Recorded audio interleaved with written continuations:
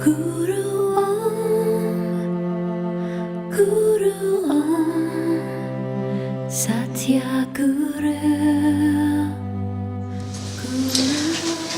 How can one avoid disease, sickness in the body?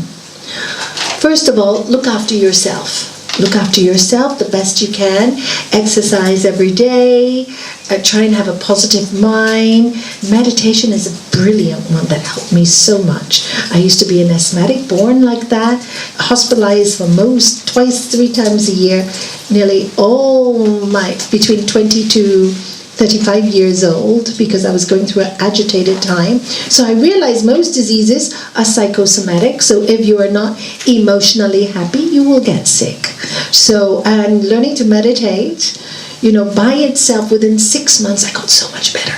Why? Because I was able to control those crazy emotions that would say something horrible.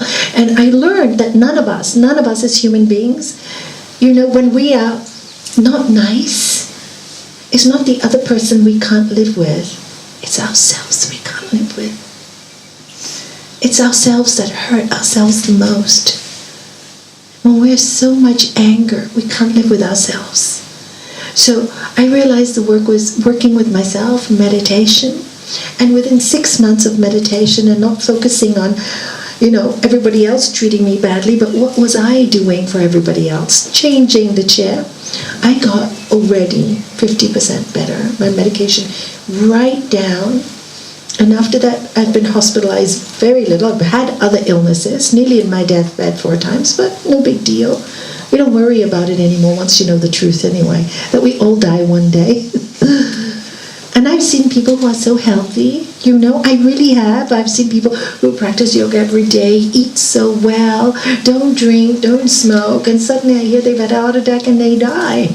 And everybody's saying, but they really looked after themselves, how did they die? Do you know, we all have to go one day. How? We don't know. When? We don't know. What we can do is look after ourselves to the best of our ability.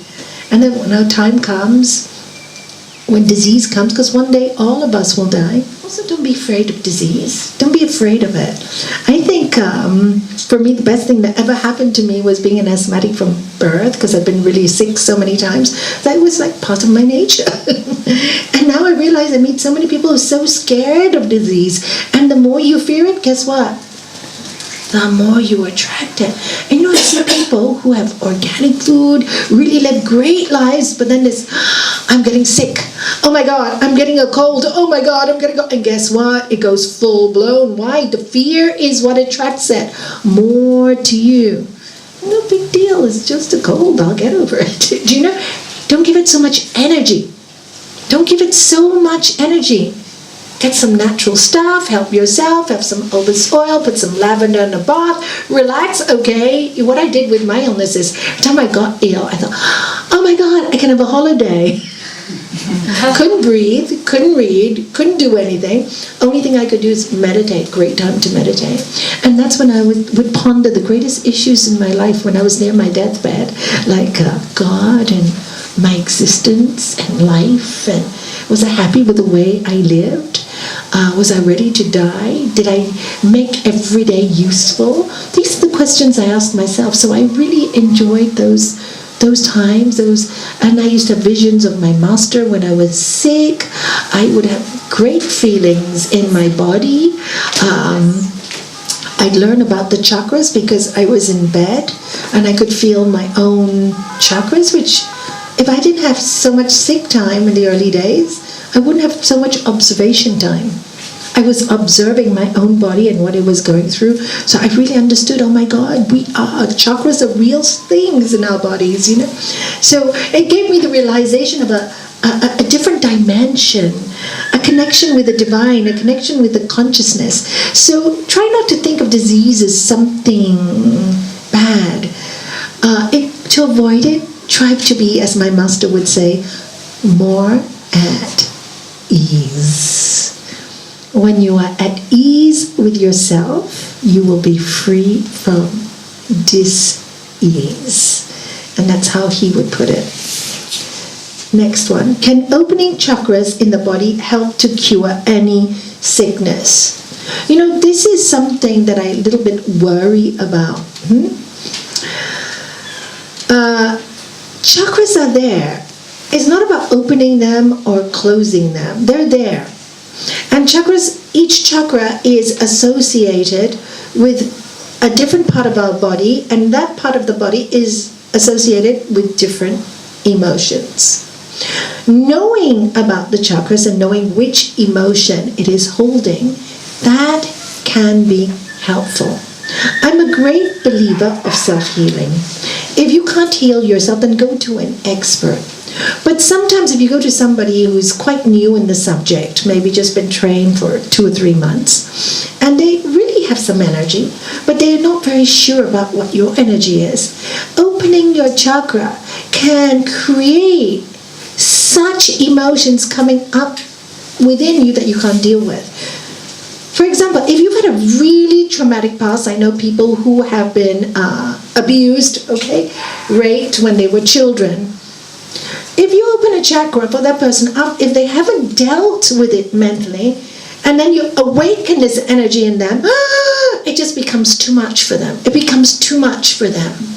You see, chakras are meant to be in balance. My advice is, do your hatha yoga. That will help to balance you. And even sometimes doing hatha yoga, you can open a chakra by itself. And you will see sometimes if you go to an intensive hatha yoga class, people will come up sobbing. My first hatha yoga class, I remember after many, many years, because I'd been on so much medication, I just ran into the toilet and vomited and vomited and vomited. But thank God I had read a lot, and my master always told me to be careful with chakras and opening them. So I knew what was happening to me. I was just purging out the rubbish. So it's not about opening or closing chakras. It is about balancing them. And if you feel like a lot of pains here in the abdomen, obviously, it's fear, worry comes from here, not knowing how to move forward, living too much materialism and not in your higher chakras and trusting and with faith, not having enough faith. So rather than opening a chakra, I would say work on your faith, work on yourself. What are you lacking? Why do you have this fear? Work on your fear. If you work on your fear, you already balance your chakra. You already balance it. My master taught me something many years ago, and I'm very, very grateful to him. Maybe I'm an old-fashioned purist. He said to me, Nalini, do not allow anybody to raise your kundalini. When you are ready, God will open it, and then you will not suffer. And of course, I think I've told some of you this story. I was in India once at an ashram, and there were these people that were chanting for many, many, many hours, which is lovely. We were now in the Bhakti Fest. People were chanting for many hours. But what happened was, disciples were coming up and saying to us, my master will give you Shaktipat, and which is energy. You all know Shaktipat. Master will give you Shaktipat, and you will feel wonderful. And I go, I'm sorry, I have my master, and he said to me that never allow anybody to force your kundalini open. If you're meant to get the Shaktipat, you will get it naturally. Just being in the energy of the master, Shaktipat will happen. Shaktipat is the discovery of your own energy, right? You get like a blessing. Just being in the energy of the master, you will get that if you are ready for it. So I said no. I'm so glad I said no. Because that night I slept in the ashram, and I woke up at 4 o'clock in the morning to meditate. Now all those people that got the Shaktipat, they went a bit crazy. They were dancing. I'm sure you've seen this, hair being pulled out and dancing. The next morning when I got up and I saw them, they were lying on the floor as if they were depressed, screaming, crying, as if they belonged to the mental home. It freaked me out.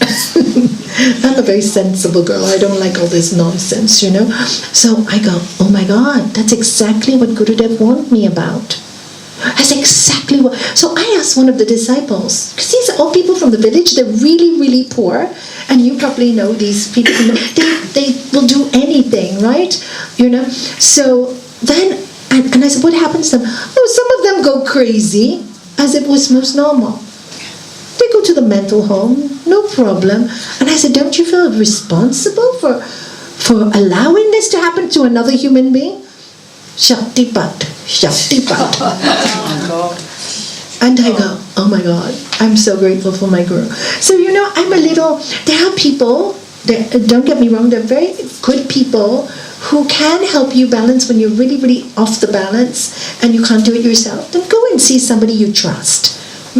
Nowadays, there are very lovely people in healing that respect this kind of not interfering with your energy field, but just guiding you through it.